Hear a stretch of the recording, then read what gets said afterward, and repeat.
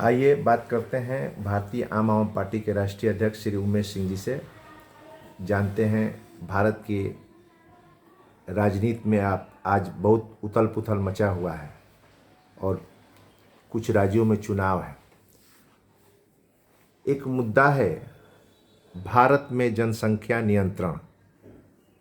इसको आप किस नज़रिए से देखते हैं माननीय उमेश सिंह जी?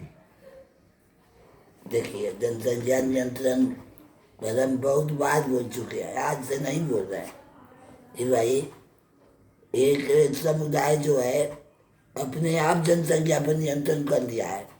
देश का जो बहुसंख्यक हिंदू है, सनातनी है, वह सब लोग नियंत्रण कर लिया है, ठीक ना। लेकिन एक जो वर्ग है जिसे मुस्लिम कहते हैं, ठीक ना, मुस्लिम समुदाय में जिसको देखो 12 बच्चा, 5 बच्चा, 6 बच्चा, अरे भाई क्या है ये? इतने जो जनसंख्या ये लोग बढ़ा रहा है धड़ाधड़, इससे संसाधन इन लोग उपलब्ध नहीं हो पाता है, तो ये गलत रास्ते जाएंगे।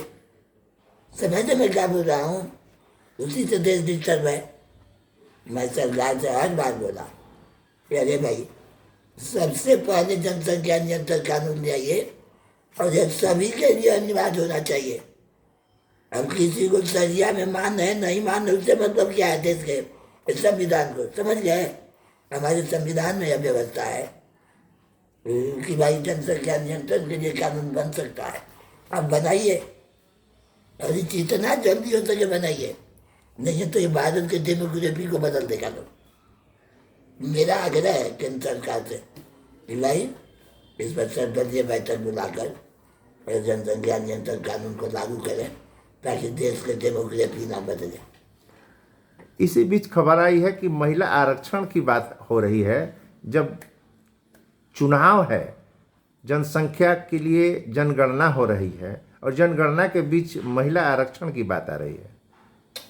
अरे भाई जनगणना की मैंने बात नहीं आ रही है, तुझे फैसला दे दिया, अच्छी बात है, बात आ रही है, लेकिन मेरा तो एक आग्रह होगा कि भाई महिलाओं से पहले जितने युवक हैं शिक्षित, हायर एजुकेशन प्राप्त युवा जो बेरोजगार दौड़ रहे हैं, उनके बारे में न पहले मंथन किया जाए, क्योंकि उनको ही घर द्वार चलाना होता है। समझ गए? महिला आरक्षण, अरे वोट लेने के लिए क्या क्या करेंगे? यह प्राकृतिक रूप से भी गलत है। समझ गए? उनको आगे लाइएगा। और पीछे से युवा बेरोजगार बेचारा जो समाज में कुरीतियाँ फैला हुआ है कि उस महिला उसको चुके चला गया, उस महिला उसको चुके चला गया, ये सब क्या है? इसी विकास का समझ गया देन है जो आरक्षण के द्वारा आप ले आती है।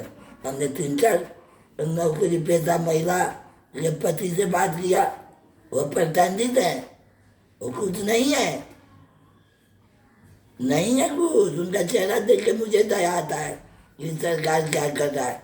उसके बदले उस युवा को नौकरी होना चाहिए, चाहे जो भी सदन में भी जाना है तो नौजवान जाता है।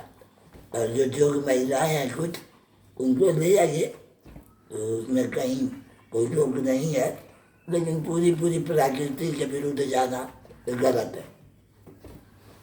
चलिए, बहुत बहुत धन्यवाद सर।